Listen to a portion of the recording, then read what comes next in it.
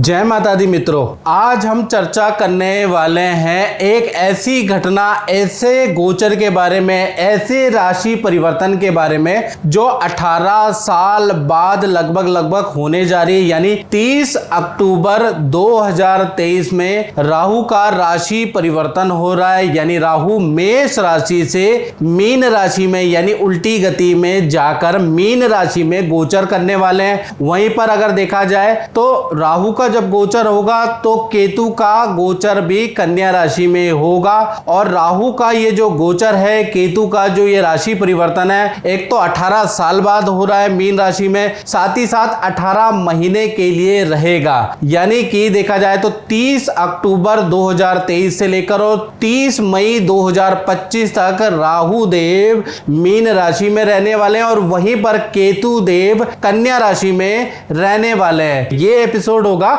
राहु के ऊपर कि राहु का 12 राशियों पे क्या प्रभाव पड़ेगा, इसके बारे में इस कार्यक्रम में चर्चा करेंगे। सबसे पहले राहु का मंत्र, ओम अर्धकाया महावीर्य चंद्रादित्य विमर्दनम सिंगिका गर्भ संभूतम तम राहु पर्णमाम्यम। यानी अर्धकाया महावीर्य, यानी कि राहु की अर्धकाया है और महावीर्य का मतलब बहुत ज्यादा लालसा और महत्वाकांक्षी वाला ग्रह चंद्रादित्य विमर्दनम, जिसका चंद्रमा और देखा जाए सूर्य से गंभीर शत्रुता है। सिंह का गर्भ संभूतम तम राहु प्रणमाम्यम, सिंह की सवारी करने वाला ऐसे राहु देव को हम प्रणाम करते हैं। चलिए सबसे पहले राहु देव कौन है, और ज्यादातर दर्शकों को जो ज्योतिष के अंदर इंटरेस्ट रखते हैं उन्हें मालूम है, लेकिन फिर भी मैं थोड़ा सा अपनी ओर से पौराणिक महत्व भी आपको बताने जा रहा हूं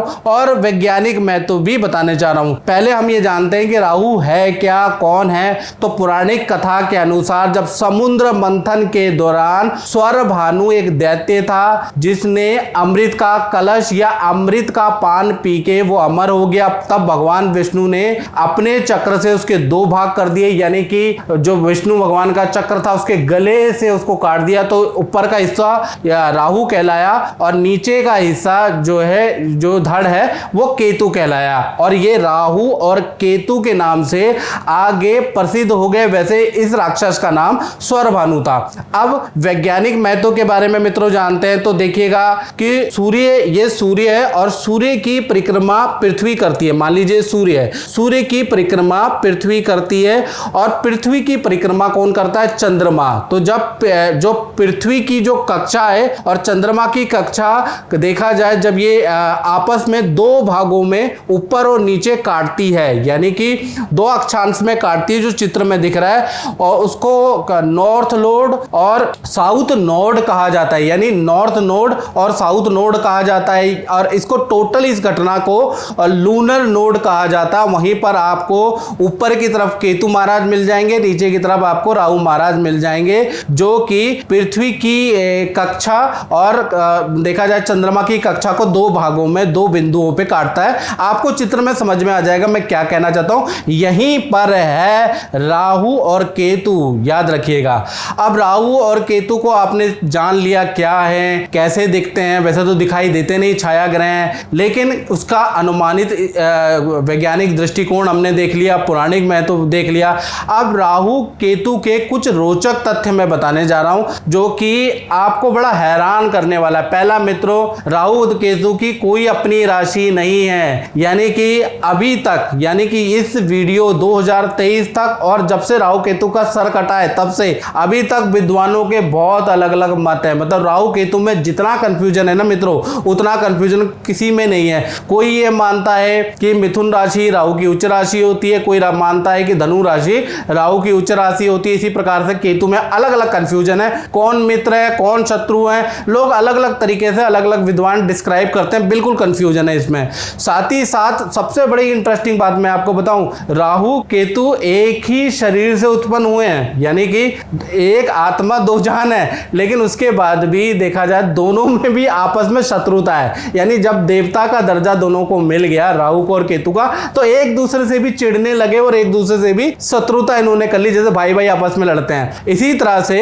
देखा जाए तो दूसरा इंटरेस्टिंग पॉइंट क्या है, राहु जिसकी कुंडली में प्रबल होता होता है ना वो बहुत बड़ा कॉपी कैट होता है। अब कॉपी कैट का मतलब कि ऐसे व्यक्ति के अंदर चालाकी और देखिए चालाकी जन्मजात होती है। ऐसे लोग बहुत चालाकी करते हैं, बुद्धि से बहुत तेज होते हैं, साथ ही साथ किसी चीज की कॉपी करने में जैसे कहते हैं ना, जूते की कॉपी बना ली, सॉफ्टवेयर की कॉपी बना ली, उसकी नकल बना ली, कॉपी करने में बड़े एक्सपर्ट होते हैं, ओरिजिनल को भी मात देते हैं। जिनका राहु अच्छा होता है, याद रखिएगा स्टूडेंट, जिनका भी राहु अच्छा होता है तो कहीं ना कहीं केंद्र त्रिकोण में बैठा है, शनि की राशि, बुध की राशि, शुक्र की राशि में बैठा है, तो मान के चलिए ऐसे लोग कॉपी कैट बड़ी जल्दी कर लेते हैं। किसी की लाइफस्टाइल को फॉलो करना, कोई टेक्नोलॉजी की कॉपी करना बहुत अच्छा कर लेते हैं और सक्सेसफुल हो जाते हैं। साथ ही साथ केतु के बारे में बात करें तो केतु जो ग्रह है वो इंट्यूशन वाला होता है, यानी केतु जिसका भी स्ट्रांग होता है। और केतु किन राशियों में स्ट्रांग होता है ये बड़ा कंफ्यूजन है। केतु अधिकतर मित्रों जो राशियां हैं बुध की, गुरु की,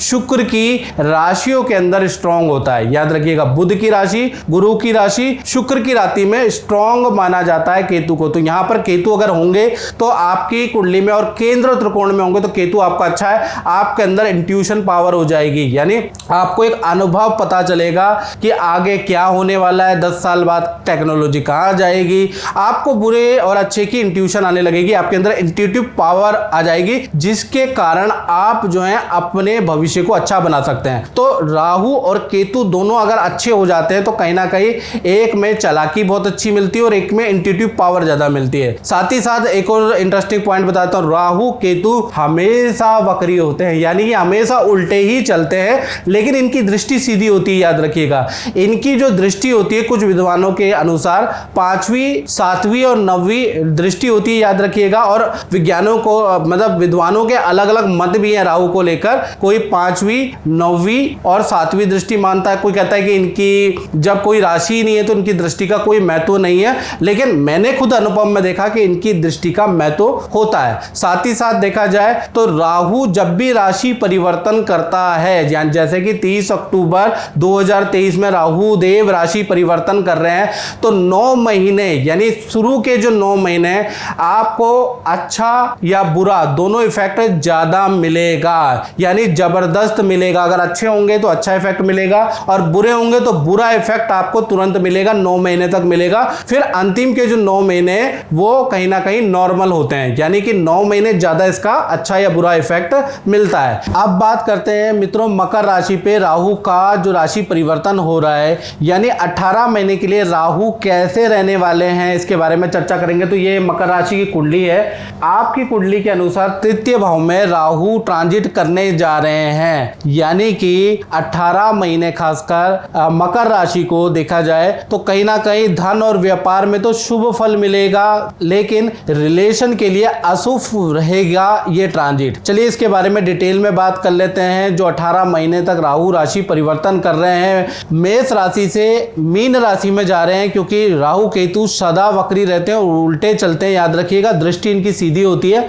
तो कुल मिला के अगर देखा जाए तो ऐसे में क्या रिजल्ट मिलने वाले हैं इसके बारे में चर्चा कर लेते हैं। राहु तृतीय में होने से देखा जाए तो कानों में प्रॉब्लम या कंधों में, हाथों में कुछ प्रॉब्लम या हल्की चोट लग सकती है, गुमचोट लग सकती है, हाथों में, कानों में, कंधों में दर्द की प्रॉब्लम, सर्वाइकल पेन की समस्या मकर राशि को रह सकती है। दूसरी घटना के बारे में बात करें, जब भी राहु तृतीय होते हैं तो भाई बहनों से शत्रुता बढ़ती है और कोई अपना देखा जाए तो आपका शत्रु बन जाता है, आपके राज कोई अपना लीक कर देता है, लोगों को आपके राज बता देता है, आपको पूरा का पूरा कोई बदनाम करने की कोशिश करेगा, ऐसा योग नजर आ रहा है। तीसरी घटना के बारे में बात करें तो राहु तृतीय में बैठने से कहीं ना कहीं देखा जाए तो विदेश यात्रा के मकर राशि के योग बनते हैं, वो भी अचानक बनेंगे, या परिवार से दूर काम करने के आपके योग बनते हैं, नौकरी में है, गवर्नमेंट जॉब में है, तो स्थान परिवर्तन के योग भी इन 18 महीने में देखा जाए तो आपके बन जाएंगे, क्योंकि राहु तृतीय भाव में बैठे हैं। चौथी घटना की बात करें तो वो वैवाहिक जीवन पे पड़ेगी और उसके लिए चिंता उन लोगों को करना है जो शादीशुदा है या लव एंड रिलेशनशिप में रह रहे हैं। तो वैवाहिक जीवन में देखा जाए तो अचानक किसी का आगमन हो सकता है, एक्स्ट्रा मैरिटल अफेयर के आपके योग बनते हैं और देखा जाए तो ना चाहते हुए भी आप उसकी ओर आकर्षित होते जाएंगे, उसके साथ में रिलेशन बनाते जा सकते हैं। तो इसलिए आपको थोड़ा ध्यान देना है यहाँ पर। साथ ही साथ देखा जाए तो दादा दादी नाना नानी के लिए देखा जाए तो ये जो गोचर है उनकी हेल्थ के लिए बहुत अच्छा नहीं है, ऐसा योग नजर आ रहा है। साथ ही साथ देखा जाए तो चौथी घटना पद प्रमोशन करियर के लिए बहुत अच्छा ये तृतीय राहु रहेगा, यानी पद प्रमोशन कराएगा, करियर में भी इंक्रीमेंट कराएगा, अच्छा आपका काम हो जाएगा। तो काम के लिए बहुत अच्छा है, जबरदस्त आपको लाभ, शेयर से, इन्वेस्टमेंट से, एफडी से आपको जबरदस्त लाभ होगा। तो देखा जाए तो 18 महीने अचानक बड़ा धन लाभ हो सकता है। कोई जमीन आप खरीद सकते हैं जिसकी 6-7 महीने या 8 या 1 साल में आपको बहुत अच्छा रिटर्न मिलेगा। तो कुल मिला के देखा जाए धन के लिए, इन्वेस्टमेंट के लिए, करियर के लिए ये गोचर अच्छा है, बस रिलेशनशिप के लिए ये गोचर खराब है, हेल्थ के लिए ये गोचर खराब रहेगा। और मित्रों ज्यादा डिटेल में आपको जानना है तो 7210124289 मेरा व्हाट्सएप नंबर आ रहा है। इस पे आप नाम, date of birth, time of birth, place of birth आप मुझे व्हाट्सएप करके अपना टेलीफोनिक अपॉइंटमेंट मुझसे ले सकते हैं।